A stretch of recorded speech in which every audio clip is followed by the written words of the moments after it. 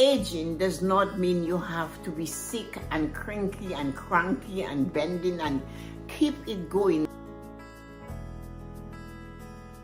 Hello, I am Tessa-Marie, and welcome to my YouTube channel where you will find the answers to life's true happiness and success. Subscribe to my channel so you can be notified when videos of this nature are released. I am also available as a motivational teacher. So if you're having an event, call me up, DM me, and I'll be happy to do an amazing motivational chat with you and your team. In this short video, I am going to speak with you about taking care of you. There are many things we can do to help keep ourselves healthy.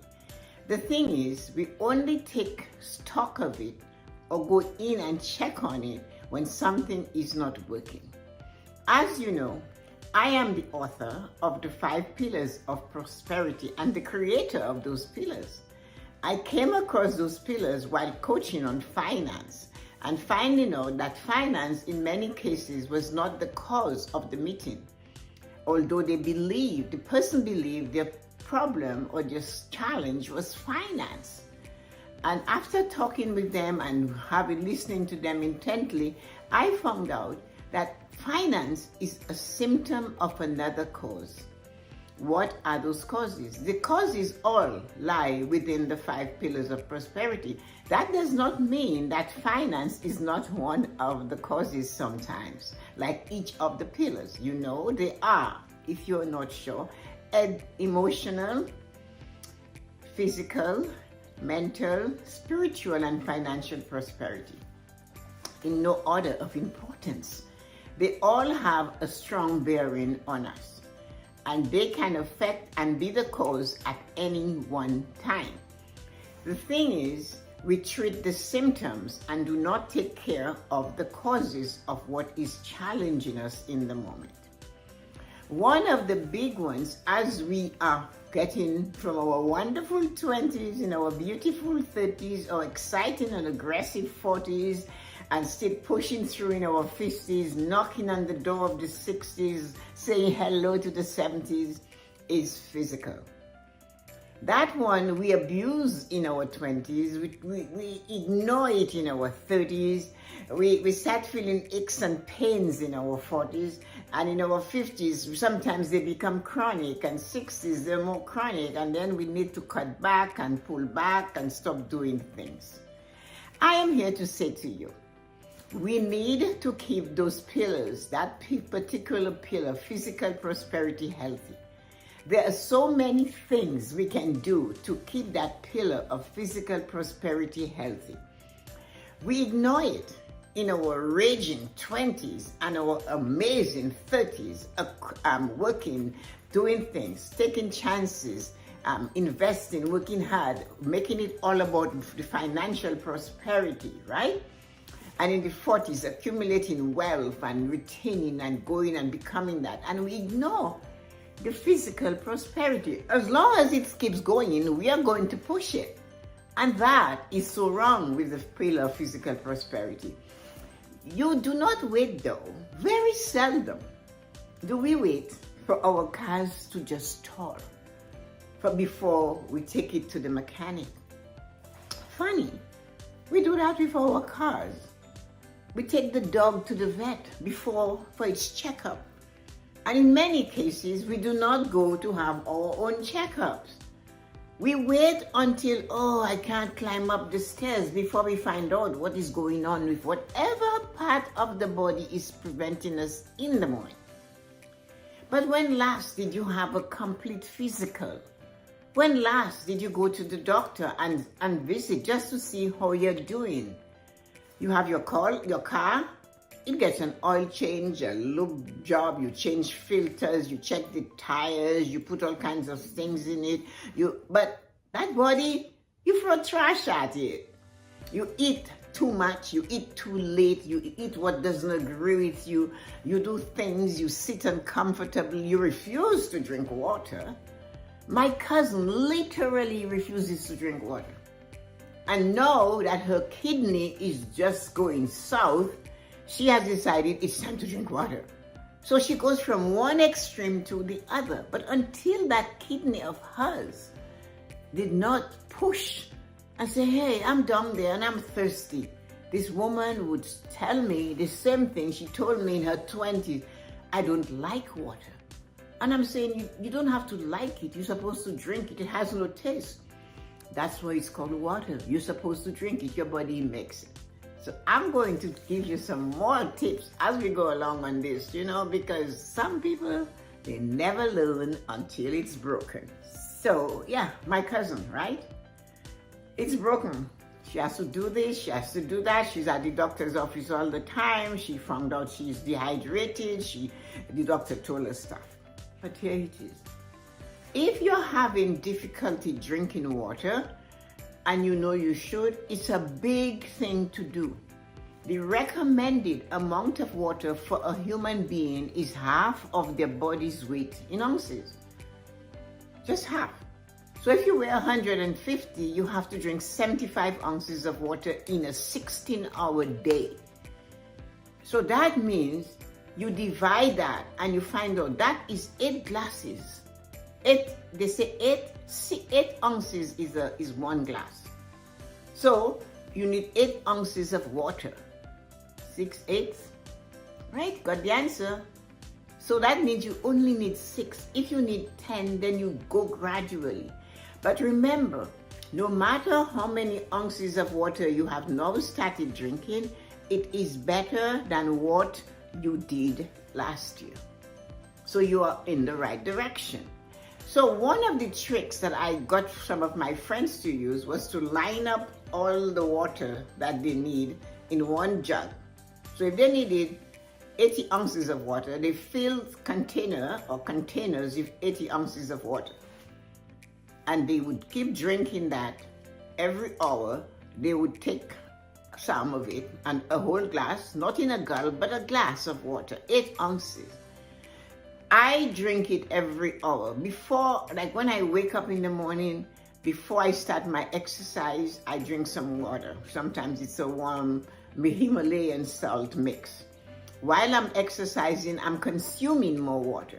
So literally, I drink before 5 a.m. I've already drank 8 ounces of water. That's what I do because I'm up at 4:15 and I start putting the water in. So throughout the day though, like when I'm done here with this, I will drink another 8 ounces of water. So as the day goes towards evening, my limit is less because I have saturated myself with water early in the day. So around 3, 4, it starts going down. I am an early person, early to bed person, an early to rise person. So I really drink a little bit of water around 7, just because I enjoy just sitting and sipping on some water. It's not an enjoyment that it came. It's an enjoyment I created. I know what it does for the body. So if you're sitting here and you're like me and you believe all those wonderful years ago not drinking water, but you notice, your knee hurts, your elbow hurts, unusual things, not because you have strained your knee or knocked your elbow, but because the joints are saying, lubricate me, lubricate me. We give the squeaky door some oil. WD-40, Tessa-Marie squeaking. We cannot stand the squeaky cupboard door. We cannot stand a squeaky noise in our car. And there is our body going grung, grung, and nobody is stopping. Oh, it's old age. Well, I'm in my 40s. That is not what do you call it? I don't even know what to tell you. That is not a reason for your body to be aching. Our body should not do that. And aging does not mean you have to be sick and cranky and cranky and bending, and keep it going. Lubricate your body with water every day. 8 ounces is a glass. Half your body's weight in ounces. Line them up on the kitchen counter or wherever you are. Take 3 bottles to work with you and leave them there and just drink them as the day. If you do not get angry if all you drank was 2 bottles in the morning, keep going. And you'll be so surprised what magic can happen when you keep drinking that water. Your knees will stop hurting. Your fingers will not go numb because you have given them what they need. Your face will have luster. The wrinkles will not be so pronounced because the skin is not pulling back. It will wrinkle, but it will look a little subtle. And that's what we have to do. So in this video, I wanted to introduce you to the magic of water, the benefits of water. It takes away aches and pains in many parts of the body. It helps with your digestion. It lubricates the internal organs. It keeps the eye healthy. And then the one we see most often, it makes the wrinkles a little plumper because the water is under the skin. Have a great day. You are upset because you cannot stick to a plan. No matter what type of plan you create, especially one to improve your life, you can't get it going. You register for a course, you drop out. You've paid money. You have a course in person, you drop out. You register for a course, you do not study, but you start studying just before the exam and you fail. You register to do something and you don't do it. You pay money at the gym, you do not continue. You said you're not going to spend money on your credit card and you blow it up again. Guess what? You have come to the right place. So you have made plans and you're upset. Suddenly you realize no matter what I do or what plans I make, how challenging it may be and how hard I try, I can't ever succeed at finishing the plan that I've made. I have a plan for you. I have a plan for that. The thing is, when we decide to make a plan, we need to be careful. We need to plan properly. We need to write things down. We need to make an effort and plan. And another thing, in planning, we need to give ourselves patience and time. Rome wasn't built in a day. We've heard that all our life. Building a wall starts with one brick. If you want a brick wall, you cannot put 100 bricks on there. So what is it? Were you always a planner that always failed? Or were you never a planner that never attempted to be a planner, to plan your life or plan your actions? Whichever one you are, if whatever you choose to work on does not materialize because you dropped off the plan, or they would say you fell off the wagon, and life was going on, and by the time you got up to turn around, the wagon already left the city, and you're left with exactly the experiences you're having. I can help you with that.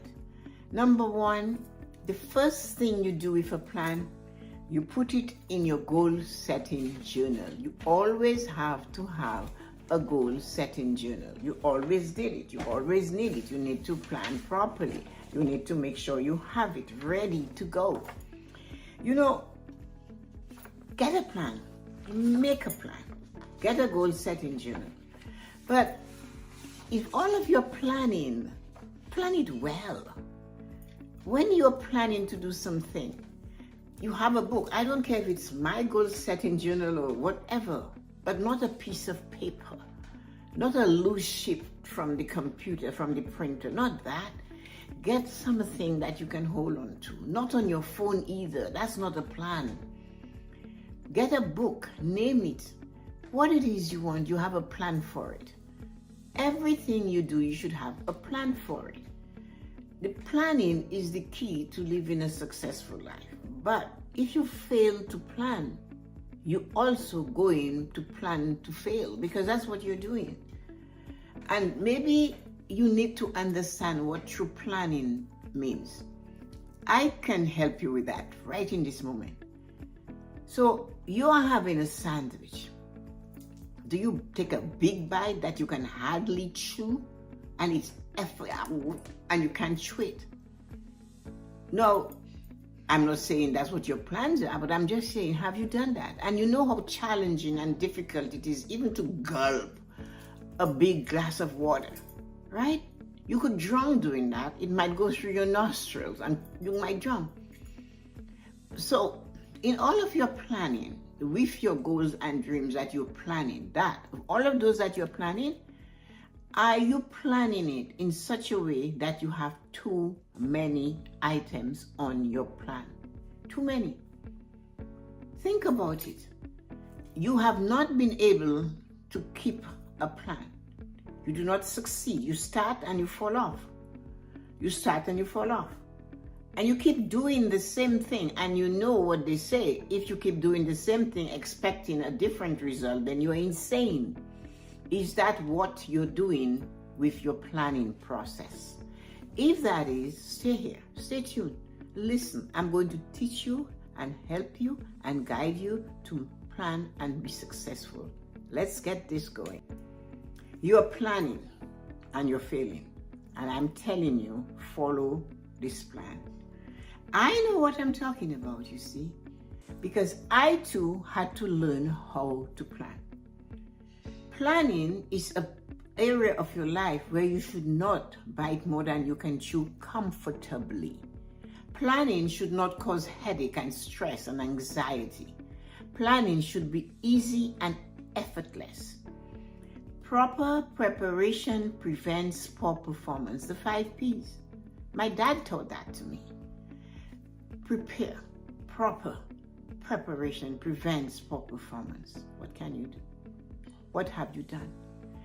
Take some time and evaluate your process, your processes of how you were jumping from one thing to the other and not completing anything. So the most common one I hear is that I plan to save money, but I'm not able to, Tessa-Marie. Every time I plan, I go in and I take it and I spend it. And for that, I ask you how easy it is to get into it. That's number one. Number two, how much are you saving? Are you attempting to save? Is it more than you can afford to save, more than you can chew? You see. So what I know for sure, if you plan to save money for your future, you need to make it as difficult as possible to get to it if you are a person that's impulsive and do not hold on to a plan. So the first thing with saving for your future is to ask your bank to put it in a money market. Go into a money market. You won't be making tons of money, but whatever you put in there will stay in there, because you see, to get it, you have to have somebody cash it out for you. And maybe that 24 hours you might have to wait. You might change your mind. Make the amount smaller than you desire. So you're looking, if you do not have a sustainable financial spending plan, you have no idea because you do not know. So start small. If you can afford to save $20 a pay, then that's all you do. But do not do $75 a pay and then you take off 60 or 50 or 55.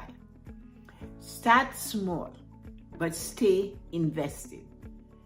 They'll do a money market account for you, $20 every pay, and you do not have to go into the bank to do it. You do not have to ask them. You set up.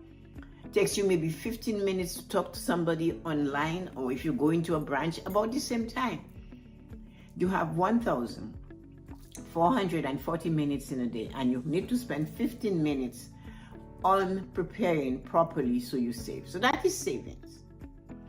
Let us look at another scenario. So you are the one, you want to take a course, you want to be a chartered accountant. Difficult, challenging.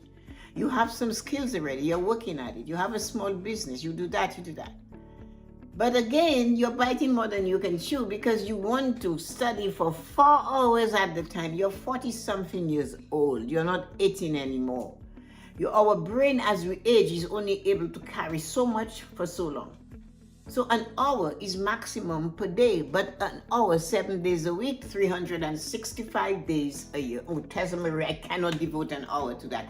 But you want to do this. So I cannot study on Christmas Day. No, nobody can study on the high holidays. And I'm saying 365. You know what I did? When I had to be a certified financial planner, I studied an hour every day. And when there was not a day for me to study for an hour, next time it was a regular day, I took 15 minutes and I added to that hour, and I studied for 15 minutes more every day until I made up the hour that I lost. So that is why it is important for you to take the time and do this properly. You need to give yourself a slow process, an hour a day, not 5 hours a day, and then you skip for 10 weeks and you go back to, that is not studying, that is not a plan, that is helter-skelter. And no wonder you fail the exam. You cram, you forget, you're stressful, you're exhausted. Follow those two plans. A little bit every day is the final key to success.